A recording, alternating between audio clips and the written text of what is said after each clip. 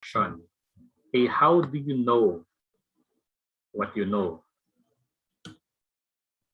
So there are certain questions that we need to answer when we talk about undertaking action research in our respective organizations. Number one, how do you know what you know? Parang mahirap intindihin, no? But it basically tells us no, that things are not what they seem. So again, we're going back to that basic premise of critical realism. Number two, how do you inquire in action?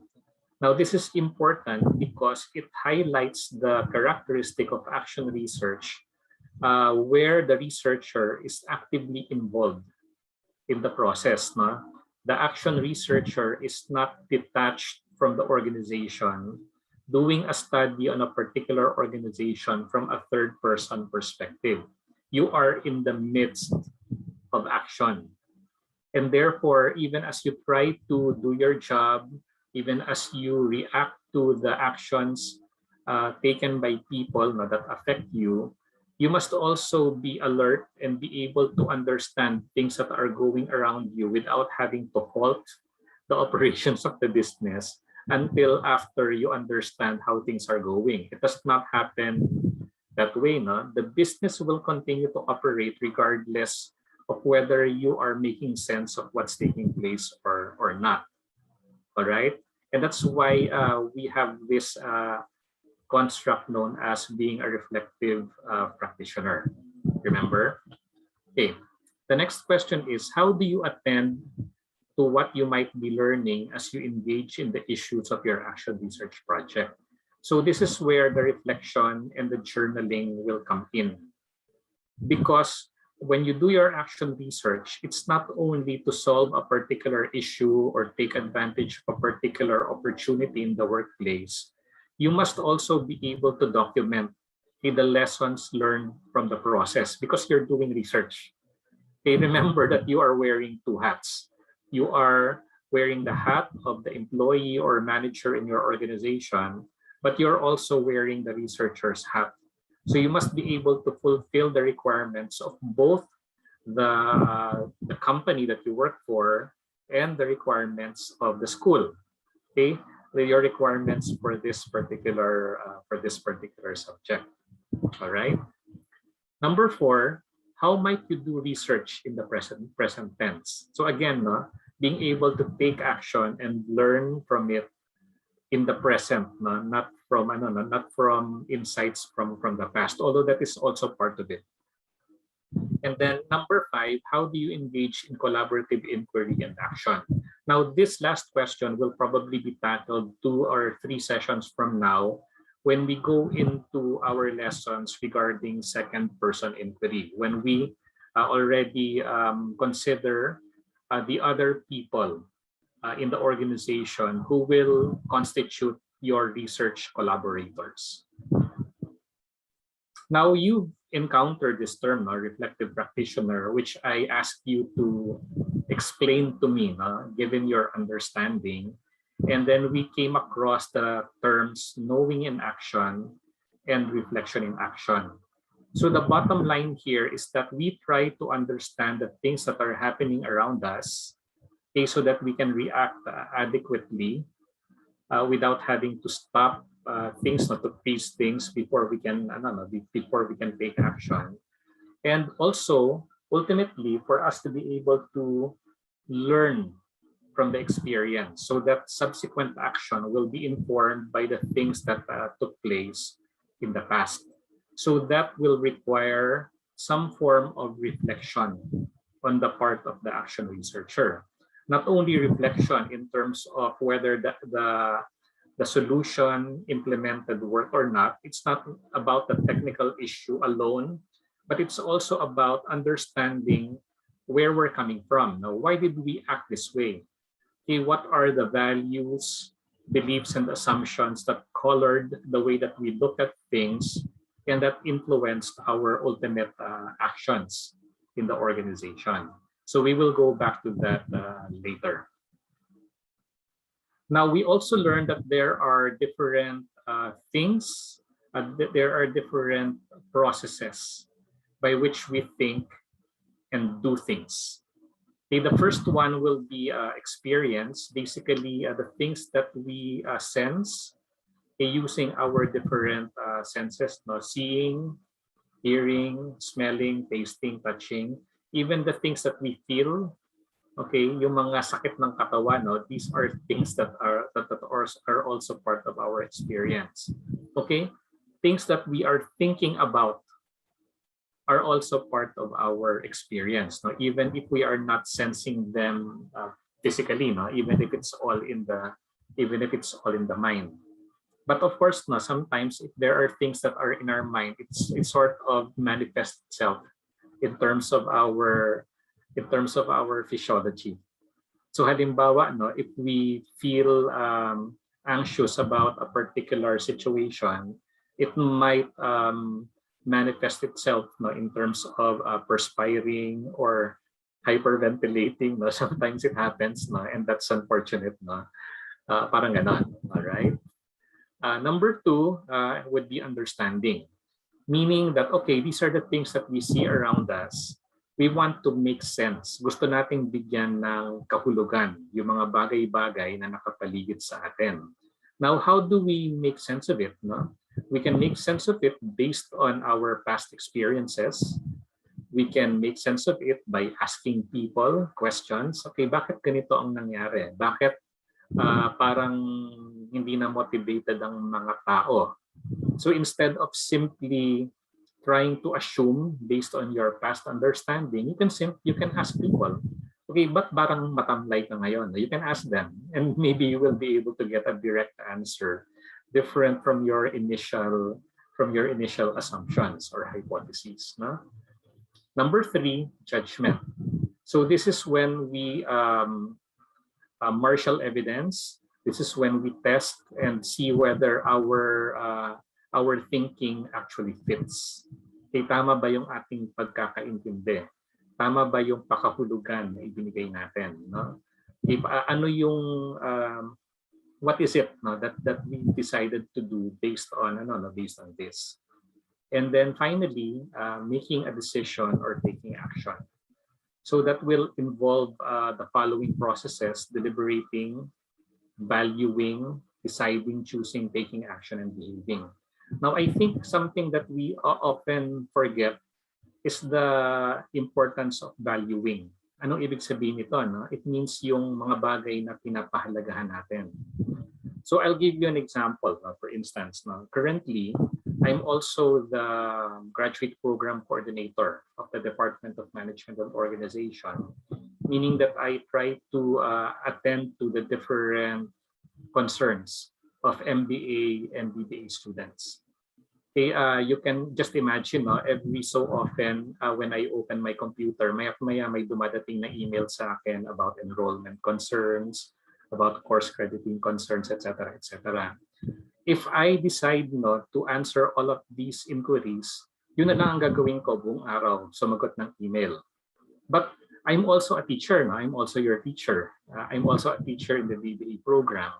So it means that I have to make a decision. At this particular, kunyari, Tuesday afternoons, ano bang mas mahalaga? Mas mahalaga ba maghanda ako sa klase ko sa Bus 530M?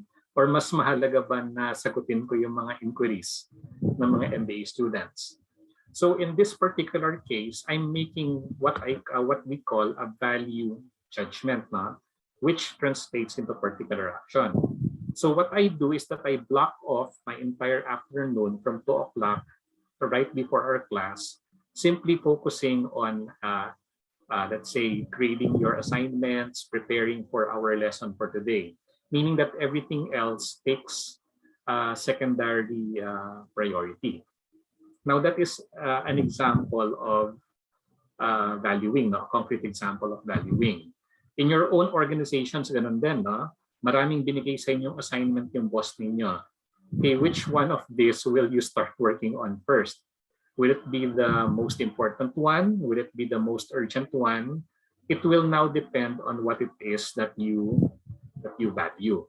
So medyo mababaw yung yung example, but I wanted to give that example because it's a little bit more concrete. All right. All right. So another example of valuing, no, okay, will you accept the new job offer given to you, okay, by another company? I think some of you probably are faced with that situation, no? Or do I stay with my current employer? Okay, yung kabilang job, no, mataas yung sweldo, no, 50% more than my current salary. Pero dito sa current job ko, masaya, no? I've established a lot of lifelong relationships and we work well with each other. So what will your decision be? Relationships o sweldo? I don't know, no? Maybe I should do a poll, but I think you get the point, no?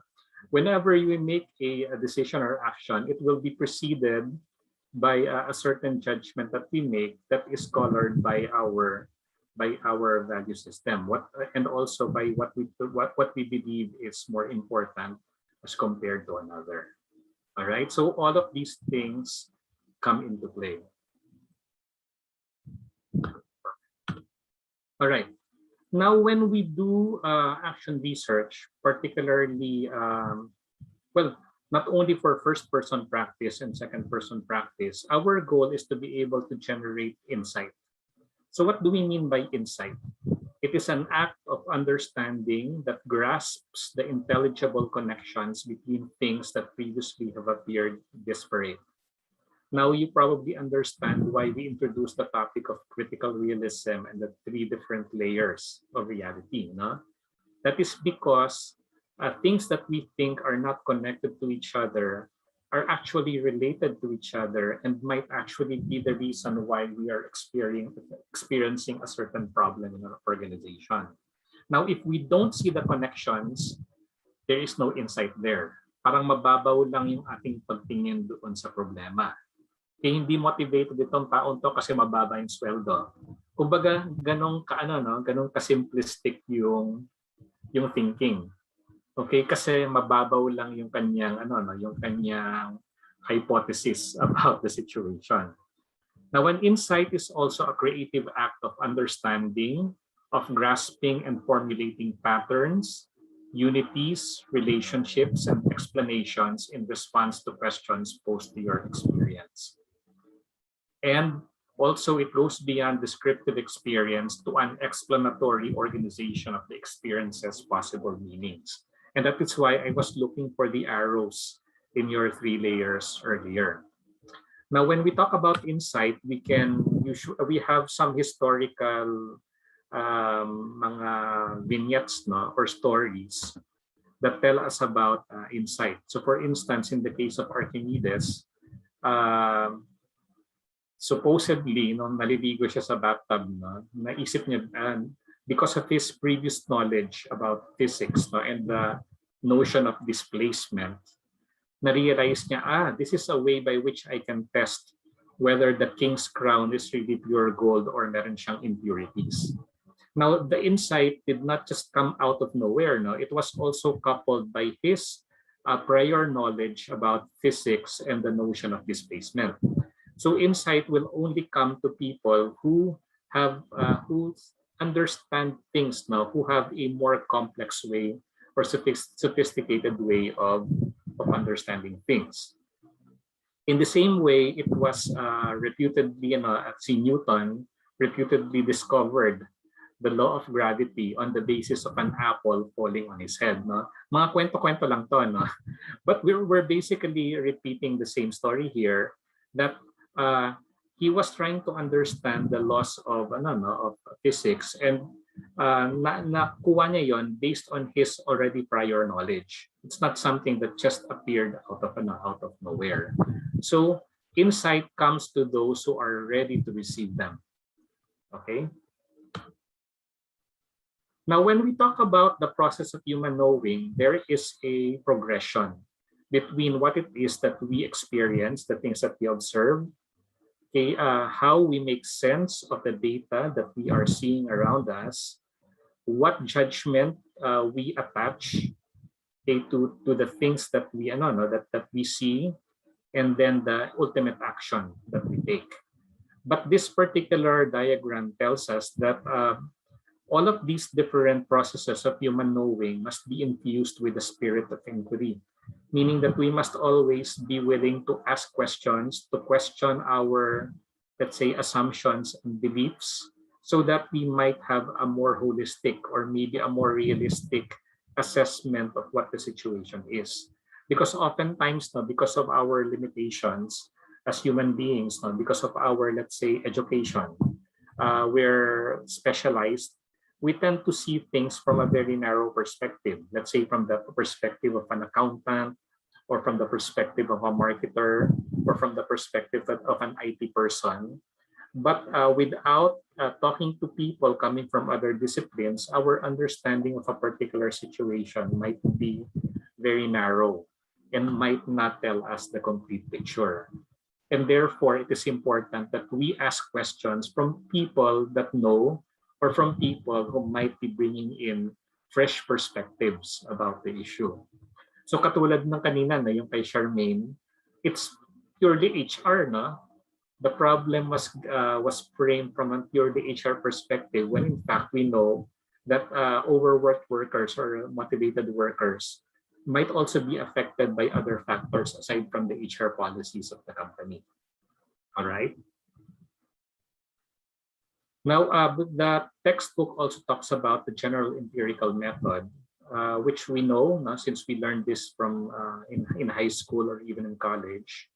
And this is something that we will be using throughout the term, and even when you actually do your action research in your organizations, even after the MBA journey. So number one, we must attend to what it is that we see around us. Okay. Number two, we must seek possible explanations. So we're just going back to the process of human cognition. Number three, we must make a judgment about what might be the reason, the most viable reason for the problem that we are facing. And then from there, choose from certain alternative courses of action. This is something that you learn from the case study method, right? Yung ano nyo, ACA ninyo, in decision making. This is something that you learned in quantitative methods also. So let me just give you an example to show you how these different processes of human cognition actually work. No? This is an example. So here, an employee observed how her boss has been giving her a lot of accounts to handle, including the more challenging ones. Actually, one of your Orjay is very similar to this. Kay Ms. Desu yata. No? Even if her co-employees do not seem to be doing much. Understanding. Now you pose the question, why is my boss giving me a disproportionate workload? At this point, you still do not understand. That's why the process of understanding is still at the point of posing a question. All right. Now take a look at what I placed under judgment. Could he be power tripping? Now that is a hypothesis. But if you act on it, it becomes a judgment already. But anyway, could he be power tripping? Is he threatened by me and so wants me to be overworked and to commit a blunder? But why would I think that he's power tripping? Now, dito pumapasok yung tinatawag nating pagiging reflective. What is it about my personal background or past experience that led me to this judgment? Could I be projecting my own tendencies on him? Okay? Isipin mo, why would I immediately, ang una ko hypothesis, power tripping? Could it be because ganun ako? Ganun din ako. Meaning, may reflexivity. Kasi pag galit ako sa isang tao, mahirapan ko siya. And therefore, akala ko lahat ng tao katulad ko. Okay, or could it be that you've had an experience like this before from another job? Okay, so that would be a little bit more forgiving for you, But oftentimes, merong ganong element of reflexivity. Oftentimes, we project ourselves to other people and think that the way that they behave is because of certain, because of certain things that are similar to us.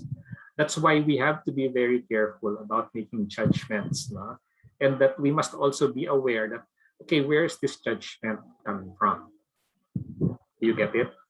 Now, there could be an alternative explanation. But could there be another reason? Could it be that he does not have confidence in the abilities of my co-employees and therefore assigns the challenging accounts to me? Or could it be that he trusts my ability to get things done? Could it be that my co-employees are not getting a lot of work but could handle the pressure better than I'm sorry.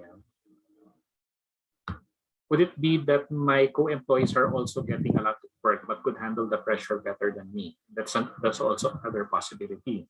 Now, if you go into this kind of hypothesis, then maybe you are more of a forgiving person. No? You're more of an optimist rather than if you make a hypothesis no, about power tripping. Notice, see how an individual could quickly switch from understanding to judgment and back. And notice that how a particular person interprets a particular situation will differ depending on his background, no? Depending on his values, depending on his or her experiences. Okay? And therefore, if we take rash action based on a premature judgment no, without trying to ask questions first, then maybe we might be taking irresponsible action. If we immediately assume that the person is power tripping, then you might deal with your boss in an abrasive way. Diba? Na you will not want to do the thing. But if you look at him in a more positive light, then you would actually be more appreciative no, that you are actually being given the benefit, para bang, that you are being given the trust and confidence of the person. Do you understand what I'm trying to say now? So it's the same situation, the same stimulus, but depending on how a person makes sense of it or makes a judgment out of it, the outcomes will be entirely different from each other. Okay? So in short, to know things, kung gusto nating maintindihan ng mga bagay-bagay, kailangan nating magtanong. And it's not only about things around us that we should ask questions about, no? Kung bakit hindi natin na-meet yung deadline, kung bakit matagal yung process ng hiring, 'di ba? Or kung bakit yung boss, bakit sa akin inassign yung trabaho, hindi dun sa boss ko na wala namang ginagawa. Okay? That's something that we want to know. But it's also equally important for us to be able to ask questions about ourselves. Bakit ganito yung pakahulugan ko dito sa ginawa ng boss ko? Okay, bakit ganito yung reaction ko sa sinabi sa akin ng coworker ko? Mahalaga ding maintindihan natin yon because these are things that influence the way that we react to